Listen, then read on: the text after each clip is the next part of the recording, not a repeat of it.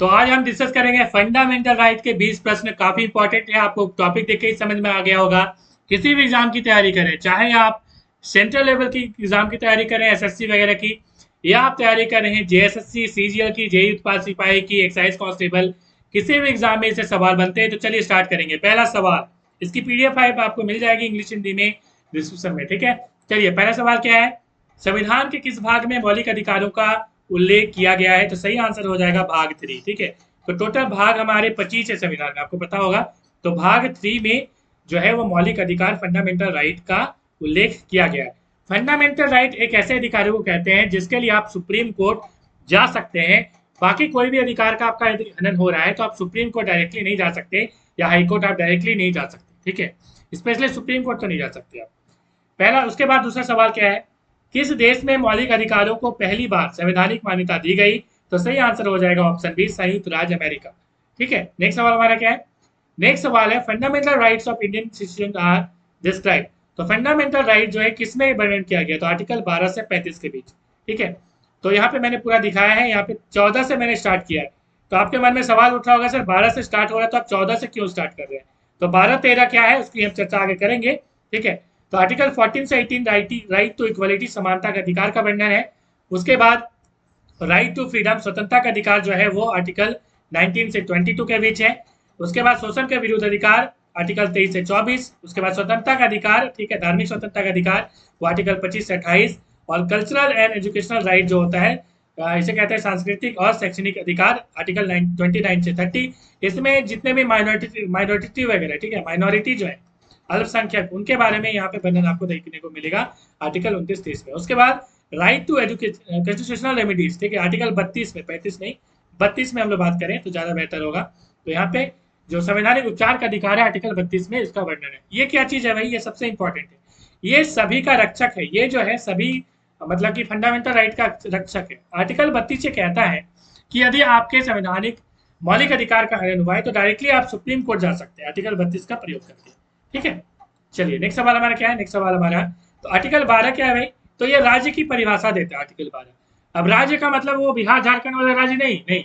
राज्य का मतलब क्या यहाँ पे बोल रहा है, राज्य का मतलब है कि जो सरकार से प्रत्यक्ष या परोक्ष रूप से सहायता ले रहा है, हेल्प ले रहा है, उसको हम राज्य बोलेंगे। जैसे बीसीसीआई, बीसीसीआई एक स्टेट हो गया क्योंकि ये राज्य से सहायता लेता है। तो कोई जरूरी नहीं कि वो प्राइवेट है या गवर्नमेंट है, डिपेंड ये करता है कि क्या वो राज्य से सहायता ले रहा है। यदि ले रहा है तो वो स्टेट है। आर्टिकल 13 क्या कहता है? आर्टिकल 13 जो है वो लॉ को परिभाषित करता है विधि को, कानून को। कहने का मतलब यही है कि हम मान लीजिए कुछ बोल देंगे आपको कि भाई एक काम करो, तुमको आज टास्क बना के लाना पड़ेगा। तो क्या ये कानून है? ये क्या लॉ है? मैंने बोल दिया तो क्या लॉ हो गया? नहीं। तो लॉ क्या है भाई? लॉ जो है वो आर्टिकल 13 कहता है कि भाई ये लॉ है। क्या क्या लॉ है?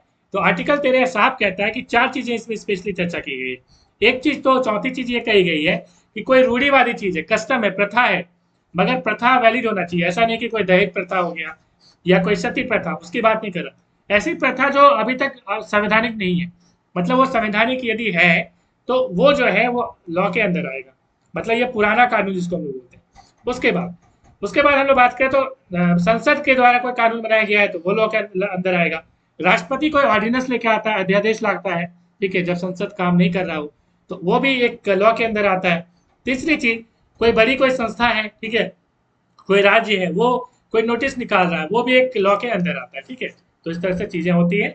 उसके बाद अगला सवाल है, डॉक्टर भीमराव अम्बेडकर ने भारतीय संविधान के किस भाग को सबसे अधिक प्रकाशित भाग बोला है?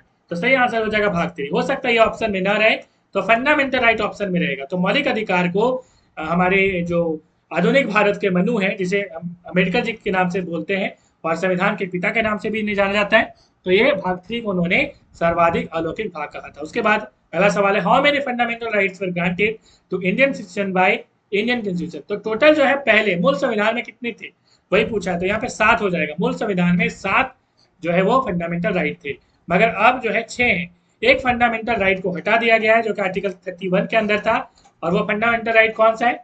वो फंडामेंटल राइट है राइट टू प्रॉपर्टी, संपत्ति का अधिकार। संपत्ति का अधिकार जो है वो एक फंडामेंटल राइट के अंदर आता था, मगर उसे हटा दिया गया है। कारण बहुत सिंपल सा है ना।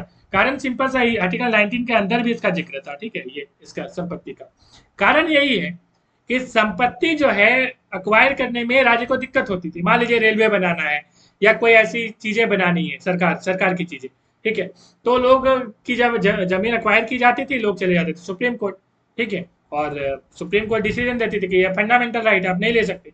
तो इस तरह की दिक्कत होती थी। तो पहला जो अमेंडमेंट है वो 1991 में हुआ, 51 में, ठीक है, संविधान का जो पहला संशोधन हुआ था उसी में संपत्ति का अधिकार जो फंडामेंटल राइट था आर्टिकल 31 के अंदर, इसमें जो है मतलब कि मतलब कुछ सुधार हुआ, अमेंडमेंट हुआ, मगर काम नहीं चला, कई बार संशोधन हुआ। फाइनली देखा गया कि नहीं, इसे संशोधन करके फायदा नहीं है, इसको हटा दो, फंडामेंटल राइट से हटा दो।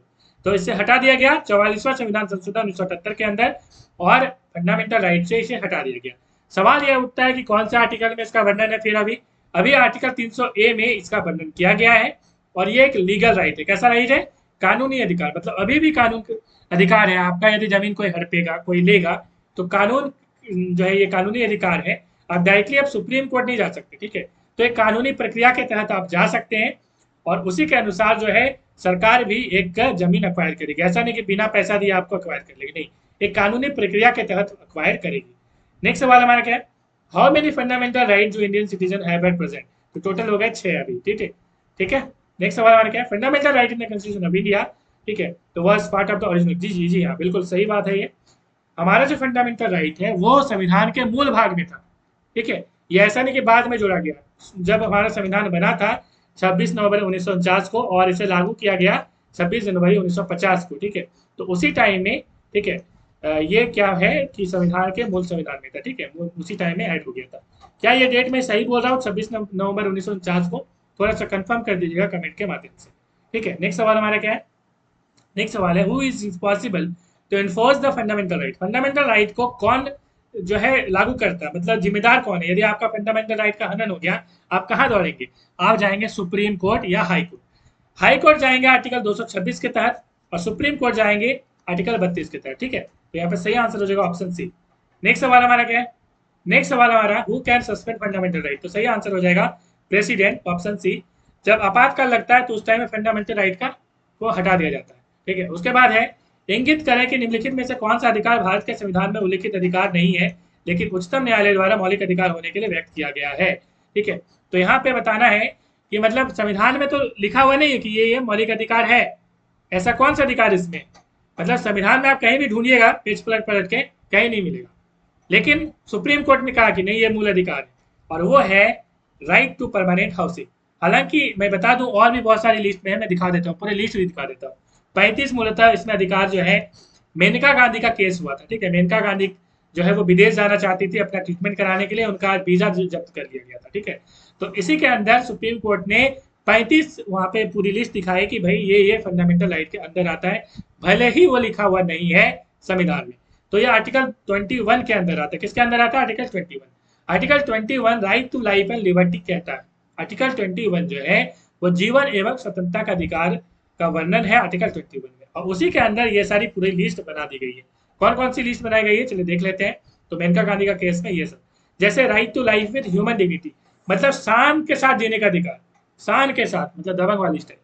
उसके बाद दूसरा, प्रदूषण मुक्त, मतलब कि आसपास में प्रदूषण है तो वो भी आपका अधिकार है कि प्रदूषण नहीं होना चाहिए। Right to livelihood, right to privacy, ये बहुत इंपॉर्टेंट है, मतलब कि निजता का अधिकार, ठीक है, निजता का अधिकार, मतलब कि जैसे अभी जो व्हाट्सएप वाला केस आया था ना, कि आपकी जो नंबर है वो शेयर कर दिया जा रहा था, तो उसमें निजता का अधिकार की बातें हो रही थी।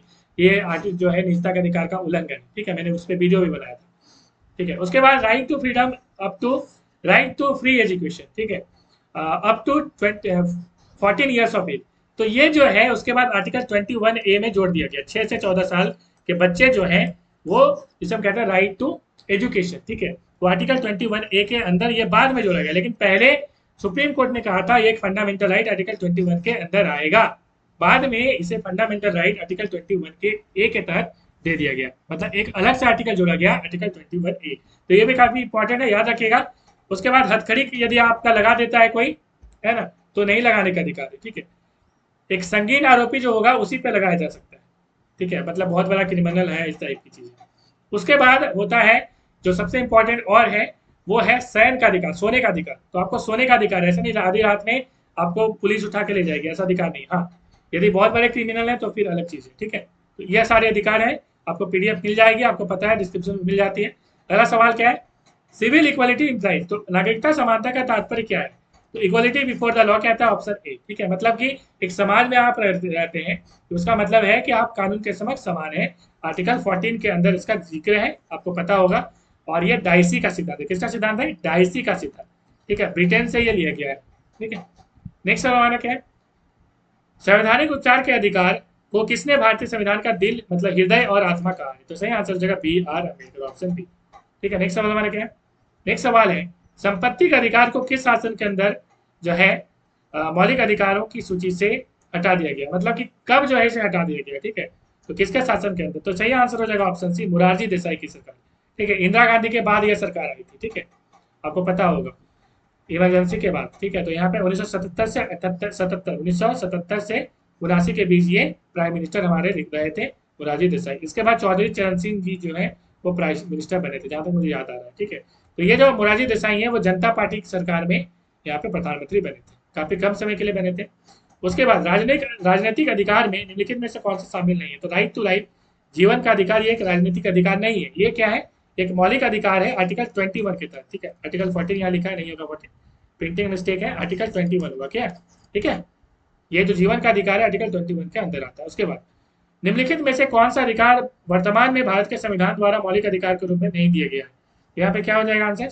यहाँ पे हो जाएगा संपत्ति का अधिकार, ठीक है, तो एक मौलिक अधिकार नहीं है। नेक्स्ट सवाल हमारा क्या, हु इज गार्जियन, तो हमारा गार्जियन जो है फंडामेंटल राइट का वो आंख मूंद के सुप्रीम कोर्ट है, ठीक है, क्योंकि आप सुप्रीम कोर्ट ही द्वार के जाएंगे। जिससे गार्जियन होता है ना कि कोई दिक्कत होती है गार्जियन से बात करते हैं, वैसे ही यदि मौलिक अधिकार में दिक्कत होती है तो आप सुप्रीम कोर्ट जाते हैं, ठीक है, वही कुछ कर सकता है फाइनल। हाई कोर्ट भी फाइनल कुछ नहीं कर सकता, हाई कोर्ट के बाद फिर आप सुप्रीम कोर्ट जाएंगे, और सुप्रीम कोर्ट की जो बात होती है वो फाइनल होती है। भारत का मैग्ना कार्टा किसे कहा जाता है? तो मैग्ना कार्टा कहा जाता है फंडामेंटल राइट को या भाग 3 को। हो सकता है भाग 3 ऑप्शन में ना रहे तो फंडामेंटल राइट रहेगा, तो option A is the right answer. और एक चीज याद रखिएगा, मैग्ना कार्टा आपको पता है एक लिस्ट है जिसमें पूरी जो है बताई गई है कि एक सिटीजन की क्या मतलब की राइट होती है, ठीक है। तो ये कहाँ से लिया गया है? क्या ये इंग्लैंड से लिया गया है? क्या इंग्लैंड में बना था ये मैग्ना कार्टा या फ्रांस में बना था? कमेंट में आंसर कर दीजिएगा, ठीक है।